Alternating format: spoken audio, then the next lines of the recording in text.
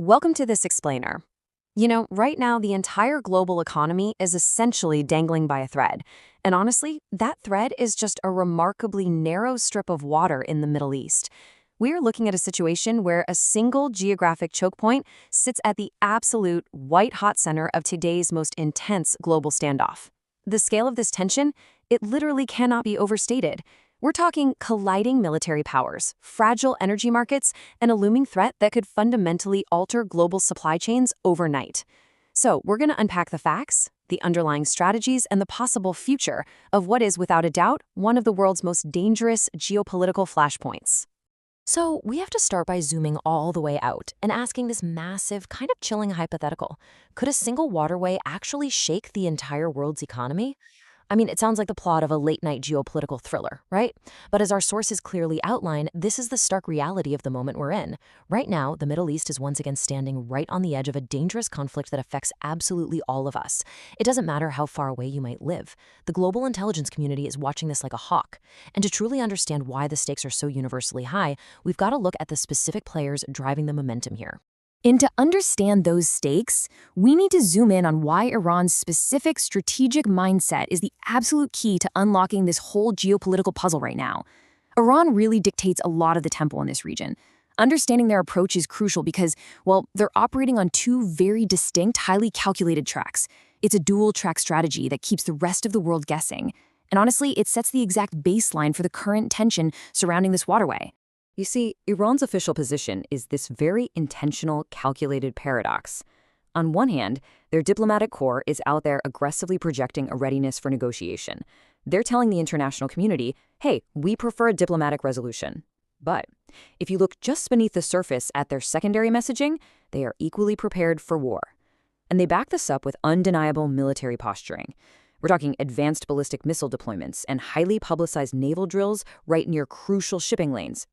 They've made it clear, if negotiations aren't conducted in good faith, or if external military pressure keeps mounting, they will not hesitate to use force to defend their national interests. It's a classic dual-track strategy designed to maintain maximum leverage. But for Iran, this stance isn't just about flexing military muscle or, counting warheads. As our source material points out, it's deeply tied to projecting their sovereignty and cementing absolute regional influence. It's about maintaining a looming presence across highly contested strategic locations. They want to signal to both allies and adversaries that they are a dominant, unmovable force. By utilizing sophisticated proxy networks and holding on to the implicit threat of controlling vital maritime access points, Iran uses this stance to ensure they remain the undeniable center of gravity in any Middle Eastern security conversation. And all of this creates a brilliantly complex, highly volatile diplomatic web. Because at the exact same time Iran is issuing these dual-track statements, Israel has made it crystal clear they're prepared to launch preemptive military operations targeting critical infrastructure if they feel their national security is fundamentally threatened. Meanwhile, you've got the United States walking this incredible tightrope, positioning major assets like carrier strike groups in the region to deter aggression, while simultaneously pushing hard for de-escalation. All of this is happening as intense, closed-door talks continue through global intermediaries who are just desperately trying to find an off-ramp. So we've got multiple, heavily armed nations with deeply competing security interests, all circling the exact same geographic vulnerability. And where do all these overlapping tensions, the military posturing, and the diplomatic back channels converge? On one devastatingly narrow geographic choke point, the Strait of Hormuz. Now, we aren't just talking about a random body of water connecting the Persian Gulf to the open ocean. Its physical narrowness is exactly what makes it a geopolitical weapon. At its narrowest point, the strait is just 21 miles wide. But it gets even more precarious than that. The actual shipping lanes, the ones deep enough for those massive commercial vessels, are only 2 miles wide in either direction. Think about that. It is a tiny, fragile needle that the entire global economy has to thread every single day. This isn't just any waterway. The sheer stakes here come down to some pretty staggering hard data. We are talking about roughly 20 to 21 million barrels of oil flowing through this extremely narrow passage every single day. To put that into perspective, that represents over 20% of the entire world's global petroleum liquids consumption. It's massive. An irreplaceable share of the world's total energy exports relies entirely on this specific 2-mile-wide lane remaining open, secure, and navigable. Because of that staggering daily volume, military analysts universally describe the Strait of Hormuz as one of the most strategically important waterways on the planet. And they use that exact language for a reason. Bypassing the strait is practically impossible for the sheer volume of energy the world demands. You might be wondering, what about overland pipelines? Well, existing pipelines through Saudi Arabia or the UAE simply do not have the spare capacity to absorb a 20 million barrel a day shock.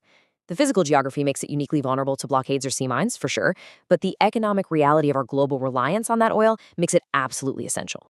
Okay, so let's zoom back out to see exactly how this narrow waterway, thousands of miles away, connects directly, and I mean viscerally, to your daily life. Because this is where a geopolitical chess move transforms into a massive global economic threat. We're talking about how a military standoff in a 21-mile wide strait could literally dictate the price of your groceries, the cost of heating your home, the logistics of your business, and even the ultimate stability of your retirement accounts. The moment this waterway is disrupted, the first domino falls, and let me tell you, it falls incredibly hard. Picture this: millions of barrels of oil are suddenly trapped behind a military blockade or caught in a localized conflict. Immediately, global energy prices skyrocket, sending an instant supply shock right through the system.